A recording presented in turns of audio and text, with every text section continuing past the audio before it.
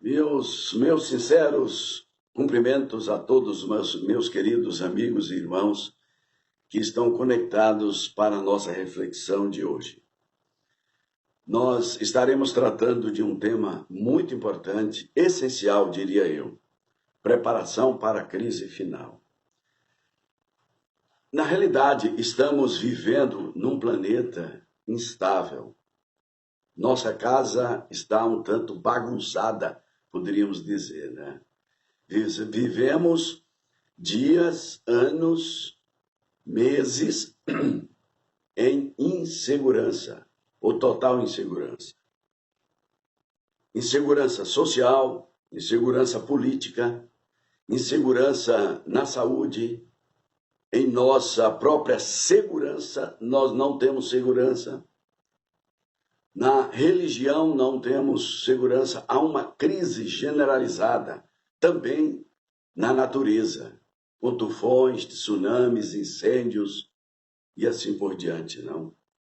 Na realidade, esse é o planeta em que nós estamos vivendo. E como cristãos, nós temos uma mensagem poderosa de um Deus poderoso e que nos ama. No livro de Amós, capítulo 3, verso 7, diz: portanto, ou certamente, o Senhor Deus não fará coisa alguma aos seus filhos, sem primeiro revelar aos seus profetas. Nós não precisamos sair por aí atrás de horóscopo, nem de nenhum vidente, nenhum cartomante, porque Deus nos deu, na sua palavra, tudo o que ele haveria de fazer ou permitir neste planeta para a nossa segurança e o nosso bem-estar.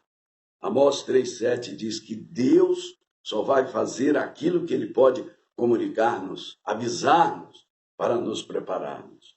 O tema, então, aqui é prepara para a crise final. Prepara-te para a crise final.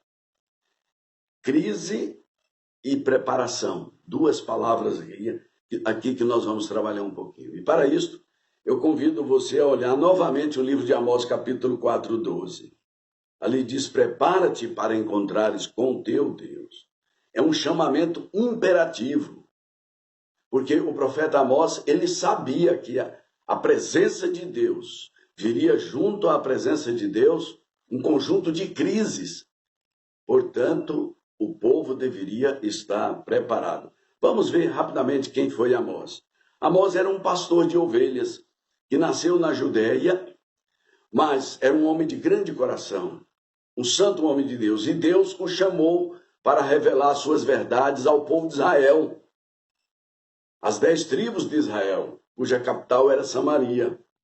Na realidade, Israel não vivia problemas de guerras entre as nações vizinhas. O problema básico de Israel era um envolvimento profundo com a corrupção, com a injustiça social, com a idolatria. E Amós veio chamar a atenção de reis, do rei Jeroboão II, que era o rei, de autoridades, príncipes, para esse tipo de comportamento que geraria crise no povo, não? E ele chamou a atenção para o iminente juízo de Deus e falou sobre a onipotência de Deus. Na realidade, Oséias chamou a atenção para a ação esmagadora da classe superior, das classes superiores, mais poderosas economicamente falando, sobre os pobres. Não é o que estamos vivendo hoje. Corrupção, as pessoas estão por aí tentando a sua subsistência. Nós já estamos vivendo esses momentos. A palavra crise, ela vem do grego, da língua grega, e quer dizer fase decisiva de uma doença. Olha, se nós temos uma crise financeira, nós temos uma crise relacional, é uma coisa. Mas quando nós estivermos numa cama entre a vida e a morte, esta é uma crise a mais terrível possível, porque o nosso bem maior está sendo retirado, que é a vida, não? Quais são algumas crises iminentes que estamos vivendo?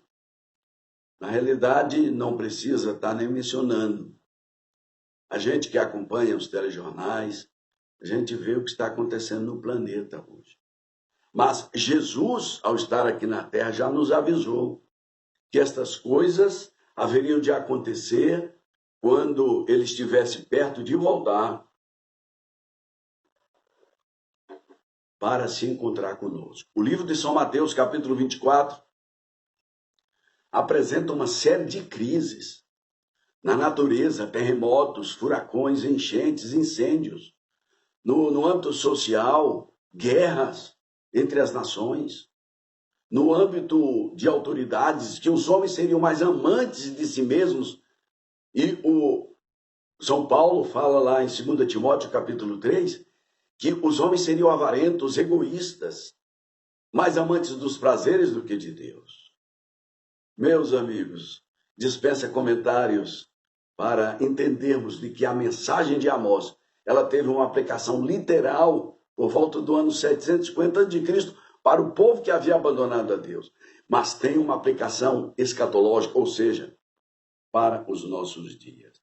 O livro de São Lucas, capítulo 21, Jesus nos alerta dessas crises que haveriam de vir em terra, céu e mar. E no âmbito até da família, Jesus mencionou que alguns da família, por escolherem servi-lo, seriam odiados de outros. E muitos teriam que fugir de sua própria casa ou da sua própria cidade para se abrigar nas rochas, nas florestas. Não? São Lucas, capítulo 21. O livro de 2 Timóteo, eu já mencionei, capítulo 3, verso 1, diz que nos últimos dias, olha, nós estamos vivendo estes momentos, onde homens estão aí cada vez mais egoístas, avarentos, não? A carta de 2 Pedro, capítulo 3, verso 10, diz que aqueles que não se prepararem para encontrar com Deus, eles vão presenciar e vão experimentar os elementos da natureza abrasados, se desfazendo em fogo. 2 Pedro 3,10. Está chegando isso. Apocalipse capítulo 6, verso 16, também menciona aqueles que não se prepararem. Eles enfrentarão uma crise maior do que os que se prepararem.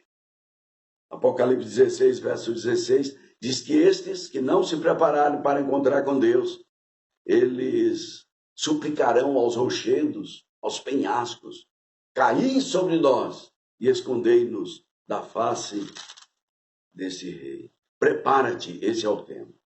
Quando vamos fazer uma viagem, dispensa comentário, né? Precisamos nos arrumar para a viagem. Uma viagem aérea, temos que comprar passagem com antecedência, arrumar a nossa mala, haver um preparo. Isso dispensa qualquer argumento, nós sabemos disso, não? Agora, nesta viagem que estamos fazendo rumo ao céu, e que está chegando ao final do conflito cósmico entre o bem e o mal, o grande conflito, originado lá no céu. Coisas grandiosas que a raça humana nunca presenciou estão diante de nós. Já estamos vivendo aí esse período de pandemia. De março para cá, já deu para a gente ter um vislumbre do que vem pela frente. O domínio das autoridades. A sociedade refém das leis, das decisões, e muitas dessas leis até corruptas ou corrompidas. Todavia, nós não precisamos nos assustar, porque temos um Deus poderoso e um Deus de amor. Olha o que diz o livro de Ezequiel 33, verso 11. Porque eu, Senhor, não tenho prazer na morte do pecador. Que maravilha, não? Deus não é um Deus tirano. Ele quer que nós o sirvamos por amor. Nos preparemos, nos aproximemos dele por amor. O livro de Deuteronômio, capítulo 30, verso 19, Deus diz assim: eis que põe diante de ti a vida e a morte, a bênção e a maldição. Escolhe a vida, escolhe a bênção para que vivas. Deus respeita a nossa individualidade. Que Deus maravilhoso é o nosso. Vale a pena prestar atenção em suas orientações para nos prepararmos para encontrar com Ele. Não? Atos capítulo 3, versículo 19, Diz, arrependei-vos para serem cancelados os vossos pecados. Deus constantemente está apelando. Apocalipse 3:20, eis que estou à porta e bato. Segundo Crônicas, capítulo 7:14, diz, se o meu povo que se chama pelo meu nome, se humilhar, orar, se arrepender, eu perdoarei, eu o sararei. Então o problema não está com Deus, meus amigos. O problema está com o pecado que entrou aqui nessa terra e nós estamos envolvidos nisso aqui. Mas o que fazer? Ficar lamentando, murmurando, não vai resolver. Paulo nos convida a ter a mente de Cristo.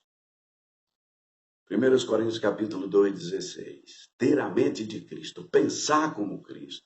É muito profundo isso aí, não? Ter também o sentimento de Cristo, sentir como Cristo. Filipenses capítulo 2:5-11. Diz, tendes em vós o mesmo sentimento que houve em Cristo Jesus. Que sentimento foi esse? Não ter por usurpação ser igual a Deus. Ele humilhou-se a tal ponto que enfrentou a morte, e a morte mais terrível, que foi a morte de cruz. Sentimento de humildade, de amor para com o próximo.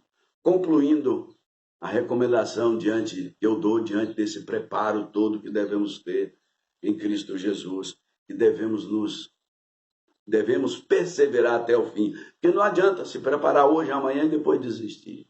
São Mateus capítulo 10:22 diz, persevera até o fim, você vai ser salvo. Temos que ter o documento, a nossa fé, nos sustentando. A fé em Cristo é um documento. A nossa fé, ela é que agrada a Deus, a nossa fé. Não desistimos em meio aos problemas e às lutas que enfrentamos. E, finalmente, se preparar tendo como elemento básico a graça de Cristo. Tendo como elemento básico a graça de Cristo. O que é a graça de Cristo? Ela é algo que vem de Deus. Não, é imerecido. Você não fez nada, não faz nada. Para podermos passar pelos momentos terríveis de crises que estão vindo aí, em todas as direções. Então nós precisamos receber a graça de Cristo. A graça de Cristo rejeitada no coração do homem é o que vai levar à perdição. Não é seu pecado. Não são os pecados que vão destruir os ímpios. É o fato de rejeitarem a graça de Cristo. Portanto, peguemos em nossas mãos, em nossa vida, as armas do Cordeiro. Apocalipse nos fala 3 armas preciosas. O sangue do Cordeiro.